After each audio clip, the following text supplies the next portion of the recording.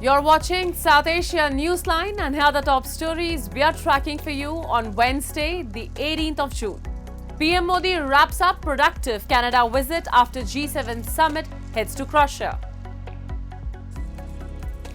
India maintains no US mediation in ceasefire with Pakistan.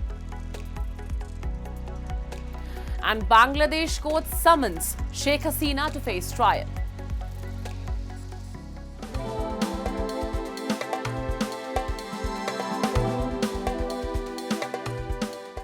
And now for all the details. Prime Minister Narendra Modi wrapped up his visit to Canada after participating in the G7 summit, terming it productive and focused on key global challenges. He's now headed to Croatia, the last leg of his three-nation tour. Prime Minister Narendra Modi departed for Croatia on Tuesday after concluding a significant leg of his three-nation tour in Canada. At the G7 summit in Canada, Modi took part in outreach sessions and held high-level bilateral meetings with several global leaders. In his meeting with Canadian PM Mark Carney, discussions centered around energy security, technological cooperation, and innovation.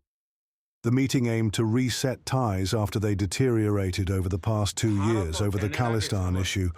On the summit sidelines, Modi met leaders from France, South Africa, Brazil, Mexico, the UK, and Australia.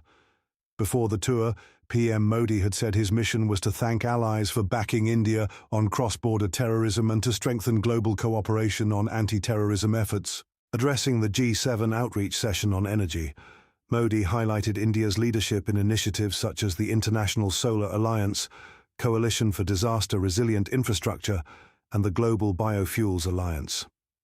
The Prime Minister also spotlighted India's digital transformation, advocating a human-centric approach to technology, AI governance, and inclusive innovation. He further reiterated India's zero-tolerance policy on terrorism and thanked leaders for condemning the Pahalgam terror attack. Modi called for united global action and accountability for states supporting terrorism. India, the fifth largest economy in the world, has regularly been invited to the outreach session of the G7 summit in the past few years. Meanwhile, Prime Minister Narendra Modi, in a telephone conversation with US President Donald Trump late on Tuesday, maintained that a ceasefire between India and Pakistan in May was achieved through talks between the two militaries and not US mediation. Foreign Secretary Vikram Misri said. The two leaders spoke over the phone as Trump left early from the G7 summit in Canada, which Modi attended as a guest. Trump last month said that the nuclear-armed South Asian nation neighbors agreed to a ceasefire after talks mediated by Washington and that the hostilities ended after he urged the countries to focus on trade instead of war. The White House did not immediately respond to a request for comment about the Modi-Trump call. According to Reuters, Pakistan previously claimed that the ceasefire happened after its military returned a call the Indian military had initiated on 7th of May. प्रधानमंत्री मोदी ने राष्ट्रपति Trump को स्पष्ट रूप से कहा कि इस पूरे घटनाक्रम के दौरान कभी भी किसी भी स्तर पर भारत अमेरिका ट्रेड डील या अमेरिका द्वारा भारत और पाकिस्तान के बीच मध्यस्थता जैसे विषयों पर बात नहीं हुई थी। सैन्य कार्रवाई रोकने की बात सीधे भारत और पाकिस्तान के बीच दोनों सेनाओं की एग्जिस्टिंग चैनल्स के माध्यम से हुई थी और पाकिस्तान के ही आग्रह पर हुई थी। प्रधानमंत्री मोदी ने जोर देकर कहा कि भारत ने न तो कभी मध्यस्थता स्वीकार की थी, न करता है और न ही कभी करेगा। इस विषय पर भारत में पूर्ण रूप से राजनीतिक एकमत है।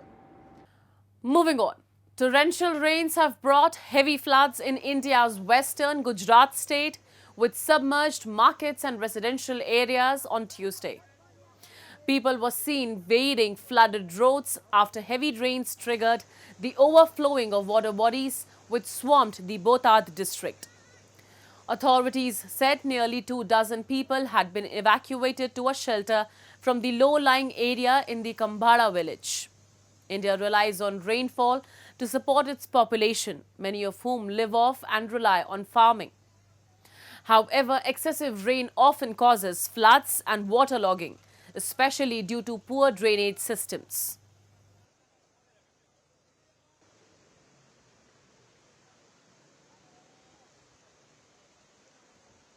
लास्ट 24 आवर में 7.5 इंच बारिश हुई है।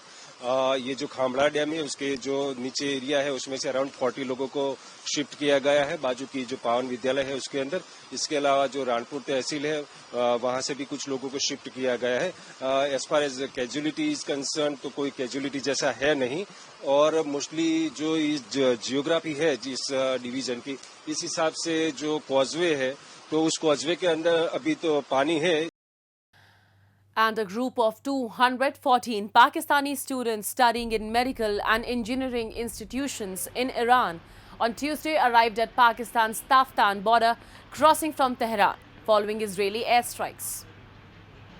Officials said the students were brought in the passenger coaches under tight security arrangements, and over 90 of them were expected to arrive in Gwadar by the end of the day. Separately, local officials reported that 155 Pakistani students had returned from Iran earlier on Sunday. Pakistan has closed its border crossings with Iran at Panjgur indefinitely due to escalating tensions, while Taftan remains open for repatriation. मैं यहाँ ज़ायदान university में medical के लिए आई थी MBBS करने, और अचानक से फिर इसराइल ने पहले फ़लस्तीन पे अटैक किया और उसके बाद इधर ईरान के इलाकों में सारी जगह पे अटैक करना शुरू कर दिया, जिसकी वजह से फिर हमारी पाकिस्तानी गवर्नमेंट ने चाहा कि हम लोग वापस आना चाहें, तो उन्होंने हमारे सारे इंतज़ामात किए ताकि हम अपने इलाकों में, अपनी कंट्री में हिफाजत के साथ पहुँच सकें। Meanwhile, Commissioner of Quetta, Mohammad Hamza Shafqat, said 545 pilgrims and 207 students reached Quetta in Balochistan from the Taftan border, and the arrangements had been made to transport them to their hometowns. However, the Taftan border remains operational for repatriation and trade activity. हम Iran university of medical sciences के हैं। हमारे बिल्कुल तकरीबन 1.5 kilometre के distance पे जो है इनके जो है अपना मिलिट्री बेस, अपना मिलिट्री के जो बंदे हैं उनके रूम्स वगैरह हैं, घर वगैरह हैं, उन पे तकरीबन जुमे की रात को ही 3:30 बजे जो है अटैक हुआ है। उसमें इनके हाई लेवल के जो हैं तकरीबन काफ़ी सारे बंदे शहीद हुए हैं, जिसमें साइंटिस्ट भी शामिल हैं, जिसमें इनके पासदारान इनकलाब के टॉप लेवल के जो उनके लीडर थे वो भी शामिल हैं, और इनकी दूसरी जो सिपाह है उनके भी लीडर शामिल थे। And the Bangladesh International Crimes Tribunal has summoned former Prime Minister Sheikh Hasina and former Home Minister Asaduzzaman Khan to appear before it on June 24th to face trial in a case over the July-August uprising. The tribunal also directed authorities to publish notices summoning Hasina and Khan. The chief prosecutor formally submitted the charges against Hasina, accusing her of atrocities during the Bangladesh uprising, the Dhaka Tribune informed. According to the case statement, nearly 1,500 people were killed during last year's anti-government movement. The charges stem from a wave of nationwide unrest that peaked in August 2024. Amid mounting demonstrations in August, Hasina reportedly fled to India. Following her departure, Nobel laureate Muhammad Yunus took charge as chief advisor, heading an interim government tasked with restoring order and preparing the country for elections. The tribunal's move marks a dramatic escalation in Bangladesh's post-uprising political reckoning, with legal accountability now being pursued at the highest level. Moving on. Afghan women are significantly falling behind global standards for human development, according to a new report by the UN Women, an entity charged with working for gender equality and the empowerment of women. With a 76% disparity in health, education, financial inclusion, and decision-making, Afghanistan has the second widest gender gap in the world, revealed the Afghanistan Gender Index. According to the report, 78% of young Afghan women are not in education, employment, or training, 4 times the rate as compared to Afghan women. Following the bans on education for girls beyond 6th grade by the Taliban, the secondary school completion rate for girls will soon collapse to zero, the report states. No women currently hold the positions in the de facto cabinet or in local offices, a setback that impacts the ability of women to shape policies and laws affecting their lives, informed the UN report. Despite being all but erased from public and political life, Afghan women still continue to push for inclusive governance and find ways to raise their concerns with authorities at the national and subnational level. That's all in tonight's edition. We will see you same time tomorrow. Good night.